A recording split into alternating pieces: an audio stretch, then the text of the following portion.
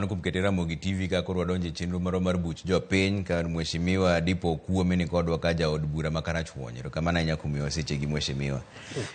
Uduoge od bura tarik 13. Ang'ono ma un kaka jood bura udwa miyo ong'ala mambele. Usebedo oko dweche 2. Uneno kaka ji chandore. Ang'o no ma ji onego wuoye un kaka jood bura mokwongo kudonja ne.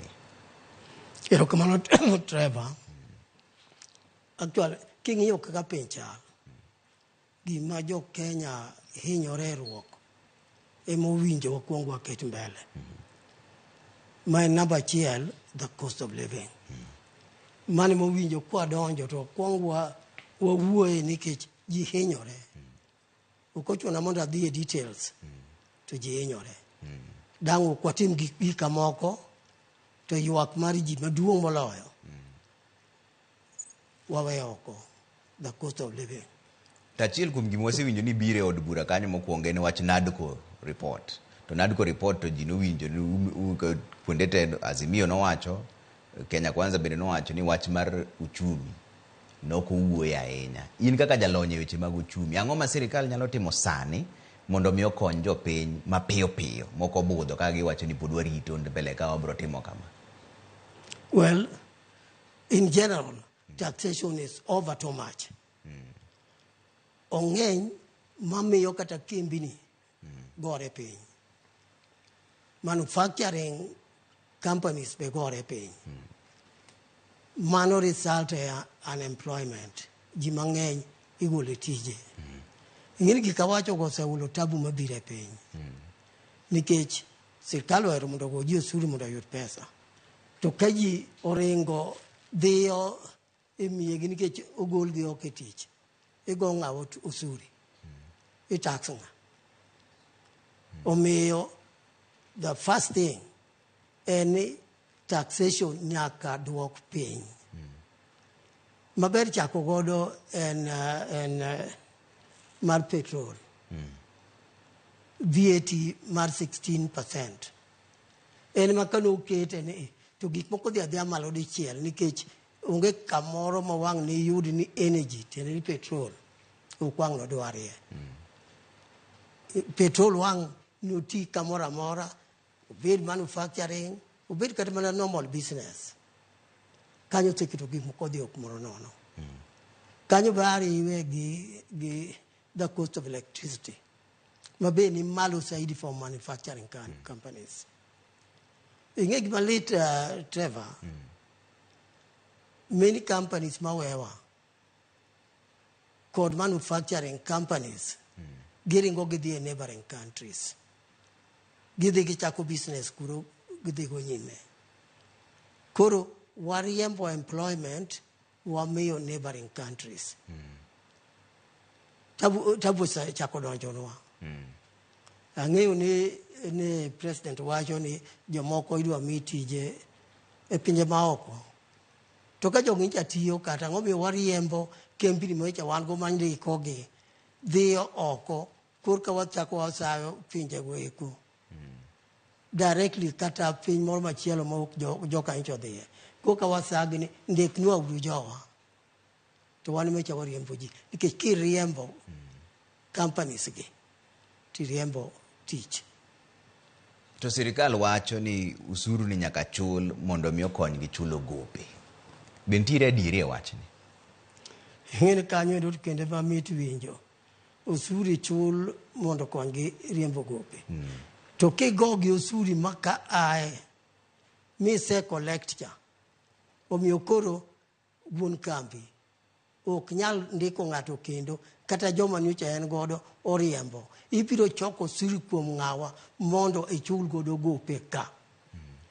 To be ing'ena wachako gi e kore. Ng'ata nyalo kata penjo niya, into gope gi ne wamako gi nang'o? To be ne gitimo tije mane wamako godo gope go.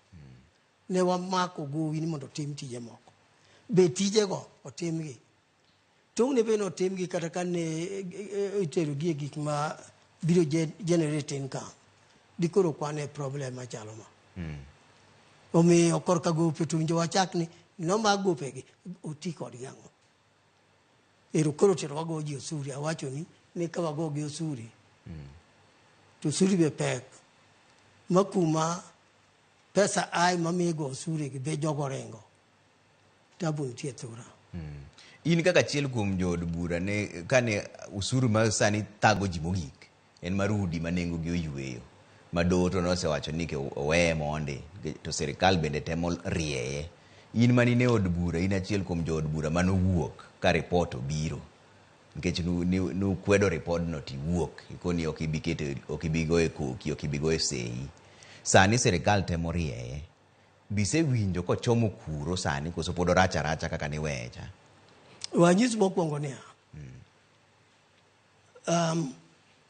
kane finance bill obiro man is the beginning of things emewacho oknine an arengo ane finance and national planning committee kama gik moko chakore na adagi keto agreement mane committee orichie ni mondo finance bill kadhi an adagi right from the beginning a committee kenda chaka dhi adage a plenary kakuro the whole bunge ngado bura mano move to the second point me penja question ni sani gitemo sanitize gi dho wasungu gi panel bite gi ike ni mondo bed maber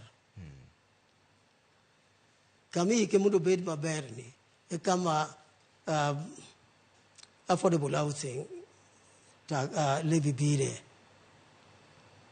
ingeni national finance and national planning dira und negitieke nyoroni kage timo public participation na come out quite clearly kendo na the media ma wacho ni an okadhi participate in that public hearing na dagi to nikech kana dagi the main bill finance bill 2023 to ma is an offspring gima panel beating bill moro makuro biro ni is an offspring mar the main bill kakora the sanitize ko tieni ayie nyaka gima ni machoncha mano miyo na dagi and secondly court bende ne ochungo gino taxation mane wuok kanyo court bende ochungo koro ka court ne ochunge to kora to pora dhi gini nango ingeni chutho winjo wa obey law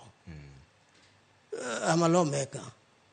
To ko you bela loso law to kak dio samakuru law tiyo to kendo aunge kod law no gitich. Gima wacho ni to apply in all public and state officers. From president downwards, winjo wa obey the law. Tiene winjo wa obey court. To gema dhi nyime ni oko obey court ke court wacho ni chunguru mondi mno non gini to wato dhi to mano kuro dhi timo nango kaka jood bura nikech wach mar do ko ngado gimoro to sirikal mamalo chalo ka gima ok winji nikech gin gi yor gi mar temo nyiso jopiny ni mae gima do ne wacho nikech kata mana wach mar public participation penjo ganda ne giparo nango wach magudi ma nengo gi oyweyo nja court no wacho ni kik timre sirikal wacho ni nja gi wacho ni kik timre yo makama lakini yo machielo ni to nyalo timore sani jatend piny Kenya bende nokon ni wach mar tero polis Haiti kikidhi owacho ni oyo ka jo Haiti okwayowa achiel ka chiel e yo makende to pod watera jogo udhi timo nango ka koro chopo kama gigi loka kaka ng'ato dwaro Trevor gini mit winjo kichako chagi meme wacha chieno mara Haiti ka Haiti okwayo ngawa moteli Haiti government money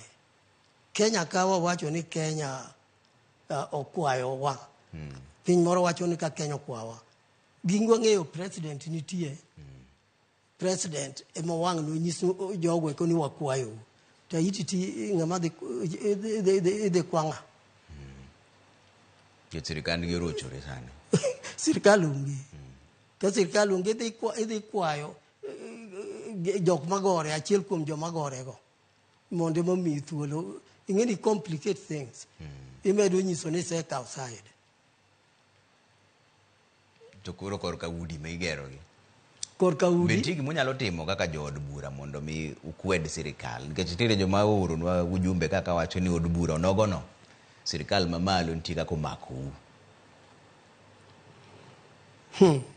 yes kata ka jogo wacho kamano I can't say no to nikech ka gire diere jobura ng'e ni man gi teko moloyo kamoro amora kuom institution ma wan godo nikech gin ginyalo riembo anybody to ka gibedo ikoni gin captured therefore gin toothless. Okine mine iye kanyo imbi yie ni omakgi omaku gichude jo od bura ing'eni ka wakadho gik ma ba neno ka ok kare to nikech let's follow the law koro law ma wacho cha kura do follow niko kaluwore kaka bunge tiyo bunge ugo kura to joma nok iwinjogi to joma thoth gima ging'ado tiyo koro wan Azimio to wan mane wan majority dito sukun yadhi sani wan man majority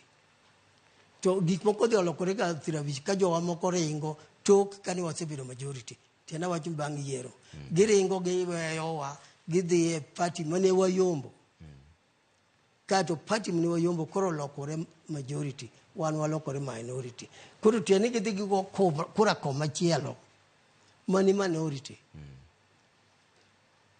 kata wadagi mai mamiyo gik ma bunge dwaro koro dhiyo kuma wakia omiyo ka ng'ato wacho ni wan captured nikech gik ma owinjo ng'adi ok ng'adi kare danga tamra to koro jopiny otim nang'o nikech un be maging'iyo wang'u jopiny otim nang'o gichak giduogo irwa to options mantiere en options ma chutho di an ok aher mondo timre nikech ing'eni ka bunge koro jo kedo gi the executive ma ok nyal timore nikech ka wan capture to koro automatically minority ema koro nyalo wacho no one minority we have to continue to say the truth ni gini is wrong to otimore nikech namba watin kaluwore gi chik jopiny ong'eyo gima ginyalo timo kaluwore gi piny gi chik gima ginyalo timo ginyalo matimo 2027 men gibirita nyaka 2027 well mane rach timo makosa e politics kitimo makosa politics kata an kaka mbunge kana wrong mbunge matimo gik maricho my constituency is stuck with me for 5 years unless nikoro ji timo gik moko kaluwore gi ka constitution okwache awuoyo ni constitutionally awuoyo ni according to the law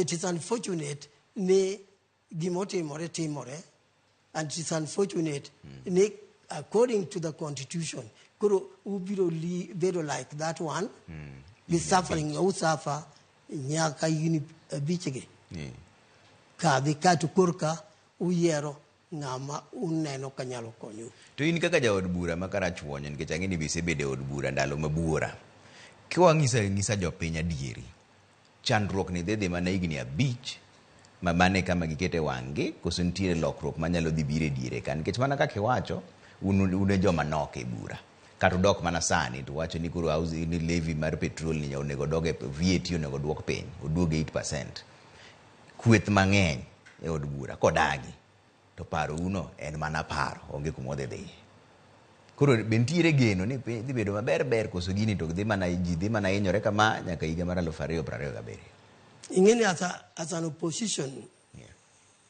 group wanyalo mobilize jopiny to exercise their right according to the constitution to their right and the street peacefully kaka constitution wacho mondo ginyisi kendo gi emphasize ni gima timore rach kendo rach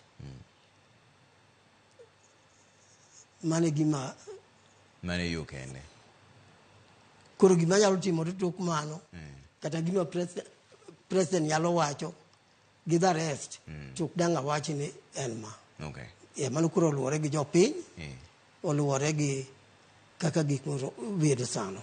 Ka koro watieko chenro marwa mar buch jopiny, ni ang'o ma ding'is jopiny e wach mogik, wach miwegigo en ang'o?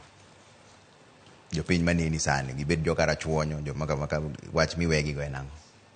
Well, kapod awuoyo e national level, tawacho ni en gima rach ni jo Kenya hinyore. Gimachielo be mowinjo ne anyisi en niya, national government constituency development fund mabe wayudo mamiyo watero nyithindo dhi e somo. Nyaka sama wawuoyeni pesa mosemiwa ok nyal miwa ter nyithindo somo kaka dwarore. I think nika I'm wrong and judging by what I know for my constituency, osemiwa a total of 50 million. 30 mokwongo 20 no med nyoro ni. To total kachaka wacho makara munja yudi en 192 million. Kuro 50 million out of 192 million. Ok en kata tama lo prabich mar pesa mirito. Kata 50% obor godo. To nyithindo to hinyore. Thura in kanike school, ambe an kanike school. And we definitely would like mondo joma obiro bange nyithindwa gi jomodong bende odhi e school kaka wabende wadhi. Odong only oksani wani dwe mar ariyo, yes. Kichudong just a few hours. Yeah. By June, the financial year urumo. For koka one osemi wa 50 million. Ina no problem mantie. Ni pesa onge. Itere do kani chulo godo ichulo go su foreign borrowing. Tanta kia ane finance to kanyo da ngini ka wacho gimotibiro kona to kine jabonge. To wacho ni ya. Kanyo ke wacho ni tiere nikech surely. Nyaka ne chakre pokaneno problem machalo mai. Okay. No problem mantien da duar mondo the head of state himself o yudane ni to ang'omio up to now okonya yudo pesa maran programs mag sirkal at least a constituency level NGCDF. Kura akwayo jopiny kagie watemo kaka wabunge wadok tang'eni wan gi batu ma wawuecha. To ne kara chuonyo kama e penja gimbe uja wach ne gie gimoro. Abiro temo mondo basari mane asemiyo form.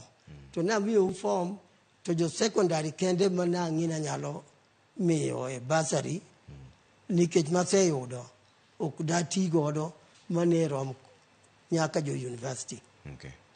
Omiyo kiki une marachi ne jo mamoko poda we oko. Ato kase yudo pesa ta chiwo to kapok ayudo to onge kuma chiwo kaka chiwo nikech ago kanye. Okay. Erokamano mheshimiwa. Erokamano Trevor. Mano mheshimiwa Adipo Okuome men jaod bura makara chuonyo wacho ni gidok kendo gidhi temo miyo maino weche mag uchumi mahinyo jopiny to kata kamano pod en kedo nikech gin jo bura mag kweth manok tire kweth mabop manie od bura manyaka bende giwinjre godo. Koro mane buch jopiny jokama kik udhi mabor ahinya.